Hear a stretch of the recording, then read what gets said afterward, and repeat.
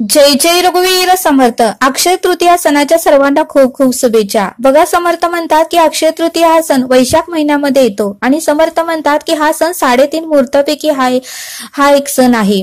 बघा, समर्थ म्हणतात की या दिवशी कोणत्याही प्रकारचे शुभ कार्य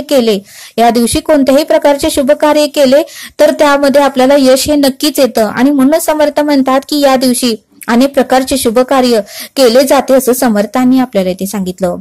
बघा, समर्थ म्हणतात की भगवान विष्णूंचा 6व्या अवताराचे रूप असलेल्या परशुरामाचाही जन्म याच दिवशी झाला. बघा, समर्थ म्हणतात की भगवान विष्णूंचा 6व्या अवताराचे रूप असलेला परशुरामाचाही जन्म याच दिवशी झाला आणि म्हणूनच या दिवशी परशुराम जयंती म्हणूनही आपण साजरी करतो आणि बसवेश्वर जयंती म्हणूनही आपण साजरी करतो असं समर्थांनी आपल्याला इथे सांगितलं. बघा, समर्थ म्हणतात की या दिवशी बरेच जण नवीन घर खरेदी करतात, नवीन दुकान खरेदी करतात, सोने चांदीची खरेदी करतात, एखाद्या व्यवसायाची सुरुवात ही या दिवशी करतात. बघा, समर्थ म्हणतात की हा दिवस अत्यंत मोलाचा आणि लाख मोलाचा आहे. या दिवशी अनेक काम केले तर त्याचा आपल्याला यश, कीर्ती, प्रताप, महिमा येतो. कारण हा दिवस 3.5 मुहूर्तापैकी एक दिवस आहे आणि म्हणूनच या दिवशी कोणत्याही प्रकारचे शुभ कार्य केले तर ते उत्तमाचेच होते. त्यामध्ये कोणत्याही प्रकारचा अडथळा किंवा कोणत्याही प्रकारचा त्रास ते काम करताना होत नाही असं समर्थांनी आपल्याला ते सांगितलं. बघा, समर्थ म्हणतात की या दिवशी देवी लक्ष्मी आणि विष्णूंची पूजा केल्याने त्यांची कृपा आपल्या कुटुंबावर सदैव राहते. म्हणून समर्थ म्हणतात की श्रद्धेने आणि मनापासून जर आपण देवी लक्ष्मीची आणि भगवान विष्णूंची जर पूजा केली तर आपल्या घरावर कोणत्याही प्रकारची आर्थिकची टंचाई भासत नाही असं समर्थांनी आपल्याला ते सांगितलं.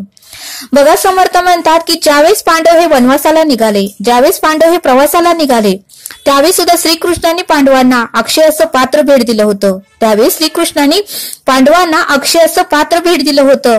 त्यामुळे त्यांना प्रवासामध्ये उपाशी राहावं लागलं नाही किंवा त्यांची उपासमार झाली नाही. आणि म्हणून समर्थ म्हणतात की अक्षय याचा अर्थ अविनाशी म्हणजे कधीच न संपणारा असं समर्थांनी आपल्याला ते सांगितलं.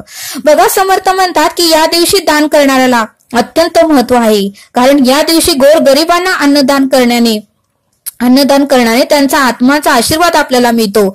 आणि बघा, समर्थ म्हणतात की या दिवशी आपण जर दान केलं तर दुप्पट तिप्पट आपल्याला आर्थिकचा फायदा होतो. आणि या दिवशी गोरगरिबांना अन्नदान केल्याने त्यांचा आत्मा तृप्त होतो आणि ते भरभरून आपल्याला आशीर्वाद देतात आणि आपल्याला वर्षभर अन्नाची कमतरता भासत नाही.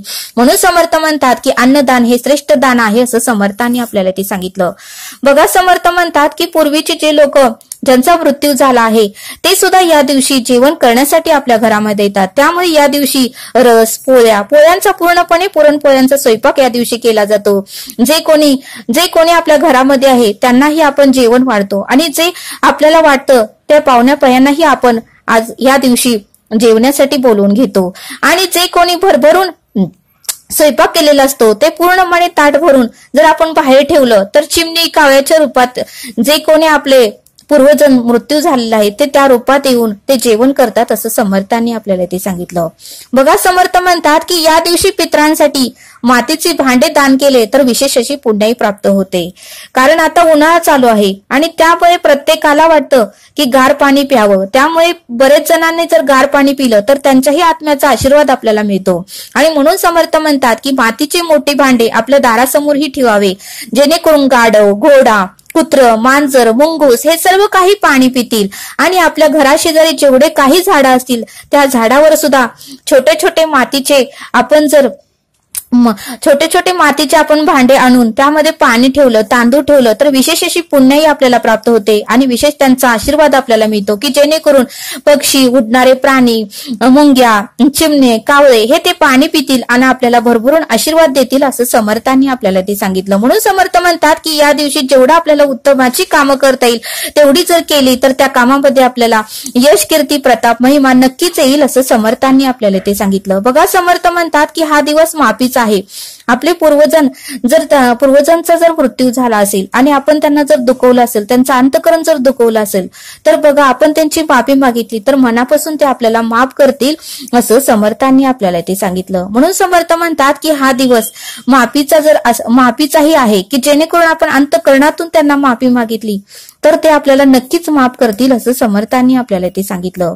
बघा समर्थ म्हणतात की अक्षय तृतीयाच्या दिवशी सत्वयुग आणि त्रेतायुगाचीही सुरुवात झाली आहे आणि म्हणून समर्थ म्हणतात की 3.5 मुहूर्तापैकी एक हा अक्षय तृतीयाचा सण आहे आणि म्हणून समर्थ म्हणतात की उत्तमाचा या दिवशी पूजा करा, विष्णूंची पूजा करा, देवी लक्ष्मीची पूजा करा, दानधर्म करा, अन्नदान करा की जेणेकरून त्यांचे आशीर्वाद आपल्याला प्राप्त होईल आणि आपल्याला यश, कीर्ती, प्रताप, महिमा नक्कीच मिळेल असं समर्थांनी आपल्याला येथे सांगितलं. तरी समर्थ म्हणतात की अक्षय तृतीया सणाच्या सर्वांना खूप खूप शुभेच्छा.